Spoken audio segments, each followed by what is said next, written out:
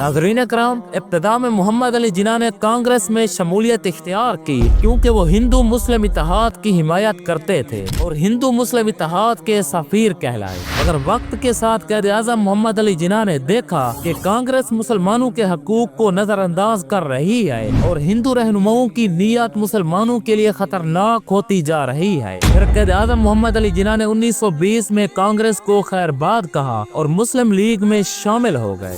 यहाँ से क़ायद-ए-आज़म की हकीकत जद्दोजहद में शुरू हुई। वो जानते थे कि मुसलमानों के लिए एक अलग वतन होना चाहिए क्योंकि इसके बगैर इनका मुस्तकबिल महफूज नहीं है। फिर 23 मार्च 1940 को लाहौर में तारीखी करारदाद पेश की गई जिसमें तहरीक आज़ादी को एक नई समत दी। इन्होंने वाज़े अल्फाज में कहा, हिंदू और मुसलमान दो अलहदा कौमें हैं जिनकी तहजीब, मजहब, रस्म और रिवाज और तारीख सब अलग हैं। इसलिए हमें आज़ाद रियासत चाहिए जहाँ हम अपनी जिंदगी अपने दीन और सकाफत के मुताबिक गुजार सकें।